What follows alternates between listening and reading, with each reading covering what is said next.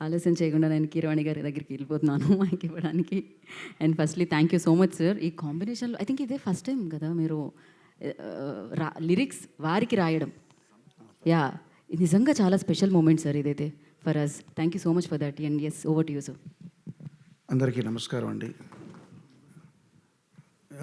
ఈ సినిమాలో రాజా సార్ ట్యూన్కి నేను రాసిన పల్లవి వచ్చి,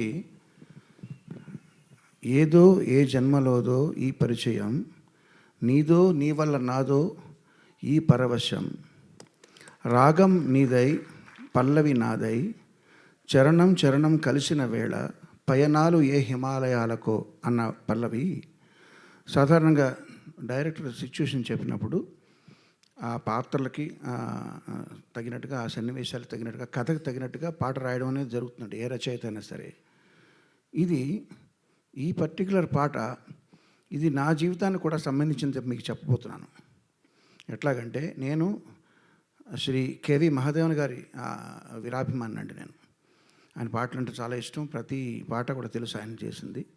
అట్లాంటి పరిస్థితుల్లో నేను కాలేజీలో చదువుకునే రోజుల్లో యుగంధర్ అనే ఒక సినిమా వచ్చింది. అందులో దాస్తే దాగేదా అనే పాట వినేటప్పుడు పర్టికులర్ థర్డ్ బీజియంలో, అంటే సెకండ్ చరణం ముందర వచ్చే బీజియంలో ఒక వైలన్ బీట్ వస్తుంది. వైలన్ బీట్ వినగానే ఇన్స్టాంట్గా ఒక దిగ్భ్రాంతి, ఒక ప్రేమలో పడి, ఎవరిది దీనికి మ్యూజిక్ అని చేస్తే ఇళయరాజా అన్నది. అప్పుడు ఆయనతో ఆ పాట తొలి చూపులో ప్రేమలో పడ్డానట్టు, తొలి పాటతో ప్రేమలో పడినట్టుగా ఆయనకి నేను అభిమానిగా మారానండి. అది మొదటి స్టెప్. ఆ తర్వాత చాలా సంవత్సరాలకి నేను ఫస్ట్ టైం మెడ్రాస్ వెళ్ళినప్పుడు, అప్పటికే ఆయన పాటలు చాలా విన్నాను. ఉస్మాన్ రోడ్లో అనుకుంటాను ఒక గ్రీన్ హౌస్ ఉండేది. ఆ గ్రీన్ హౌస్ పక్క నుంచి నడిచి వెళ్ళేటప్పుడు, నడిచి వెళ్ళటం అని ఎందుకంటానంటే అప్పుడు నడిచే వెళ్ళటం, లేదా మహా అయితే సిటీ బస్సులు, ఆటోలు, కార్లు కూడా లేవు. ఇది ఇళయరాజా గారి ఇల్లు అంటున్నారు, ఇట్లా ఇదా ఎలా ఉంటుందా ఇళయరాజా గారి ఇల్లు అని ఒక విస్మయంతో, ఆశ్చర్యంతో, దాని ఆరాధనాభావంతో చూడడం. అది నెక్స్ట్ స్టెప్. అంటే ఆయన ఉన్న సిటీకి వెళ్ళడం అనేది నెక్స్ట్ స్టెప్. ఎక్కడెక్కడో జీవితం ఎక్కడెక్కడో మరుపులు తిరిగి కర్ణాటక స్టేట్ నుంచి అక్కడికి మెడ్రాస్ వెళ్ళడం అనేది. తర్వాత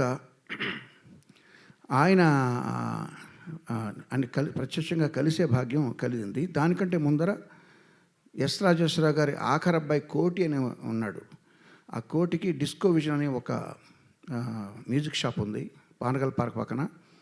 అక్కడ క్యాసెట్లు కొనుక్కోవడానికి వెళ్ళినప్పుడు పయనంగల్ ముడివిదిల్లై అనే తమిళ సినిమా తాలూకు ఎల్పి ఇక్కడ ప్లే చేస్తూ ఉండేవాళ్ళు.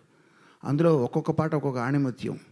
అవి వింటూ ఇది కదా సంగీతం అంటే, ఎలాగా ఎంత అద్భుతం అని అక్కడ మళ్ళీ దిగ్భ్రాంతికి గురి చెందడం, ఆరాధనాభావం పెరగడం, అదొక స్టెప్. అయితే తర్వాత అన్వేషణ రిలీజ్ అయిందండి వంశీ గారిది. అందులో కీరవాణి అనే ఒక పాట ఉంది. అది విజేంద్ర ప్రసాద్ గారు ఆ పాట ప్లే చేసి ఆయన కొన్నారు క్యాసెట్ బజార్కి వెళ్ళి. ఒరే ఈ పాట చూడు, ఇట్లా నువ్వు ఎప్పటికన్నా కంపోజ్ చేయగలవా అని చెప్పి నన్ను తిట్టారు. ఇది ఆర్కెస్ట్రేషన్ చూడని చెప్పి. ఆ పాట ఎంత అద్భుతంగా ఉందంటే, అద్భుతంగా ఉండడం అనే ఫీలింగ్తో పాటు భయం కూడా కలిగింది. ఎందుకంటే ఆయన తిడుతున్నారు ఒక పక్క నుంచి. చాలా భయం వేసింది, అసలు ఏంటి ఇళయరాజా గారు అని చెప్పి. సో అది ఒక స్టెప్. అయితే తర్వాత చాలా సంవత్సరాలకి నేను చక్రవర్తి గారి దగ్గర పనిచేసేటప్పుడు వేటూరు సుందరామూర్తి గారు ప్రసాద్ స్టూడియోకి ఆయన కంపోజర్ తీసుకెళ్ళారు. నేను ఆయన కూడా తిరిగేవాడిని, వేటూరు గారు కూడా. అక్కడ నన్ను పరిచయం చేసి, మీ భక్తుడంటే వీరాభిమాని అని చెప్తే అక్కడ ఆయనకు నమస్కరించడం జరిగింది. ఆయన ప్రత్యక్షంగా కలవడం జరిగింది. ఆ తర్వాత స్టెప్ ఇలాగ స్టెప్ బై స్టెప్ ఆయనతో ఆయనకి దగ్గర అవుతూ ఉండగా, అనుమానాస్పదం అనే సినిమా ఆడియో రిలీజ్ ఫంక్షన్కి నన్ను గెస్ట్గా పిలవడం. అక్కడ దేవిశ్రీ ప్రసాద్ వీళ్ళందరూ కూడా వచ్చారు.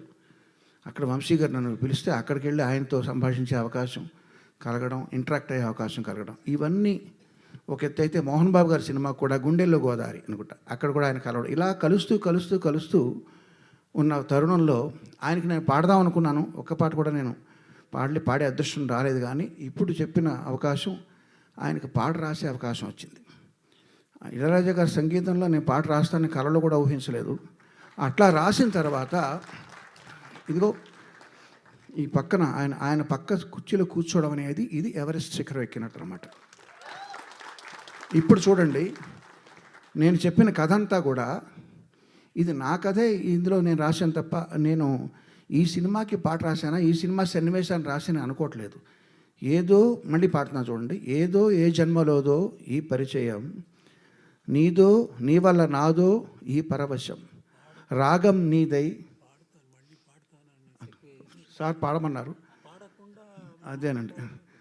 ఆ పాటలో ఈ భావాన్ని సినిమా కోసం కాకుండా ఇప్పుడు దాకా నేను చెప్పిన రాజా గారి పట్ల ఉన్న నాకున్న అభిమాన భావానికి సంబంధించిన పాటగా మీరు అర్థం చేసుకోండి.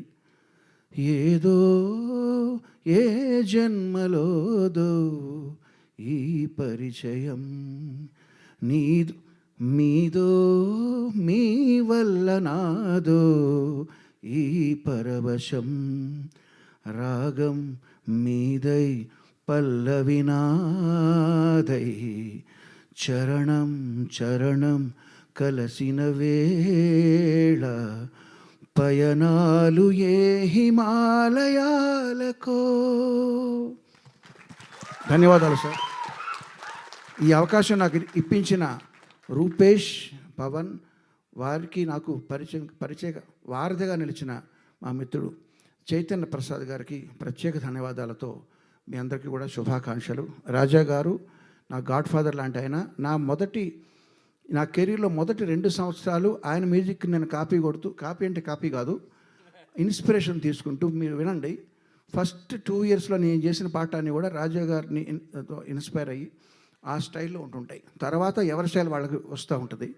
సో నన్నే కాదు చాలామంది మ్యూజిక్ డైరెక్టర్ని, ఈ తరం వాళ్ళందరినీ కూడా ఇన్స్పైర్ చేసి ఆదర్శప్రాయంగా నిలిచిన రాజా గారికి భగవంతుడు ఆయురారోగ్య ఐశ్వర్యాలని చిరకాలం ప్రసాదించాలని కోరుకుంటూ ధన్యవాదాలు.